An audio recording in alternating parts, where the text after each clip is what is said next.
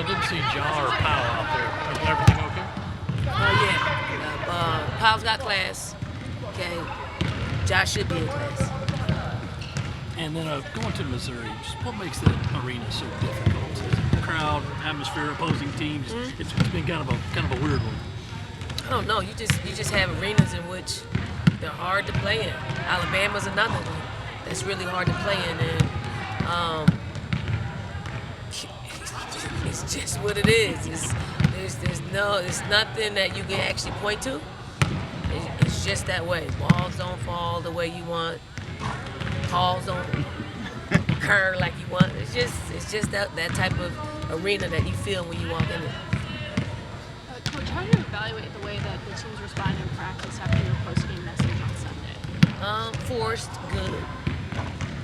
Forced good. I mean, that's why we're coaches.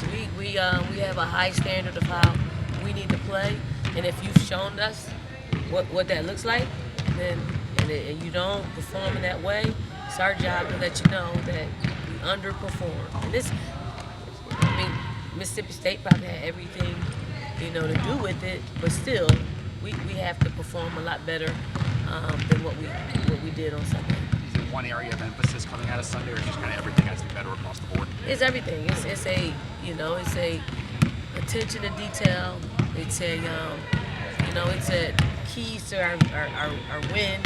Those type of things that lacked in that game, and it was across the board. We were all really struck with Bree and her clutch performance on Sunday. When you needed points, she was there. You raved about her. She mentioned in her postgame, though, that she's had some ups and downs this season. How have you been there for her? Her mom was raving about you on social media, about the leader that you are and that you've been for her daughter. How have you shown up for her, and what have you seen from her through those, maybe the low points as much as the high? Yeah, I think it's just sometimes as young people, you visualize yourself being in a certain scenario, and it's probably always good. Like you never picture yourself as sucking, right? And I don't even think Bree sucked. It's just part of her process.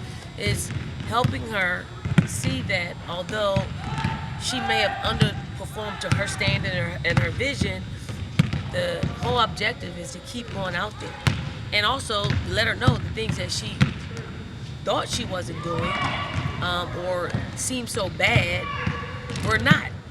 It's just, you're playing on a team full of great talent, and sometimes it takes you a while to get going. They may have gotten off to a quicker start, but over the course of the season, she's going to be her season self, and now you're seeing it.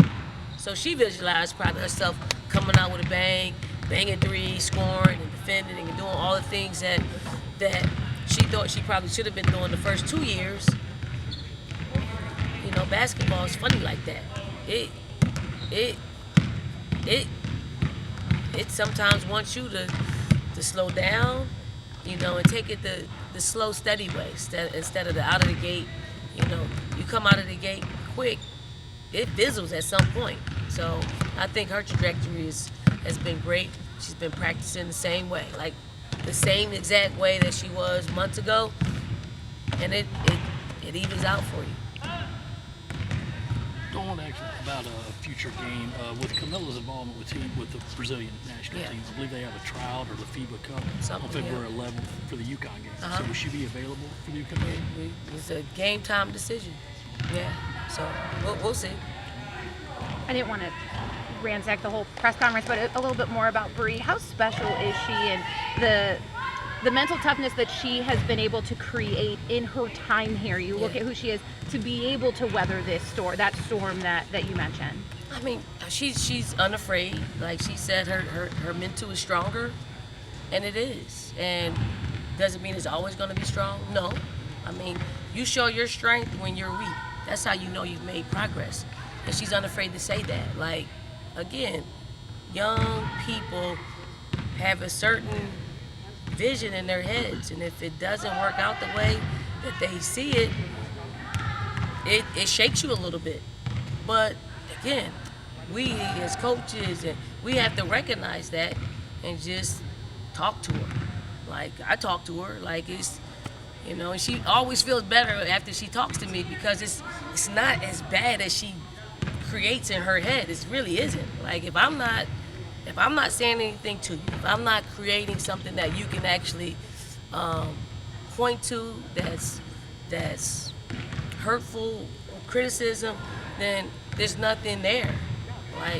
Like she's done great. Like she's done tremendous, and she's the one that talked about just mental health and making sure her equilibrium is where it needs to be.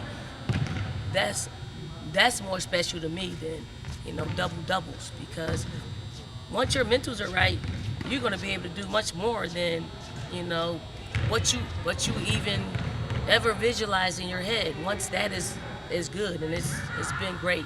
My last one on her, how big of an example is that and an opportunity is that for the rest of your girls to be able, these young women, to learn not only from her on the court, but in that regard as well? It's huge, but they don't know it. Like, young people really can't recognize it. When Bree says it, they're probably thinking, not me, I got my stuff together, until it hits them at some point, and then you say, hey, Bree's got an example to say, hey, you going through this? I went through this. And that's how it becomes more powerful, when someone actually voices it. And she's voiced it on several occasions, and I think she's finding herself. And that's the most special thing, when young people are able to find themselves quicker than when they get to really adulthood. So I think from her experience here in South Carolina and all the things that created mental strength, it's going to carry her throughout the rest of her life. Anything else for Coach? Coach. Thank you, Coach. All right. Thank you so much.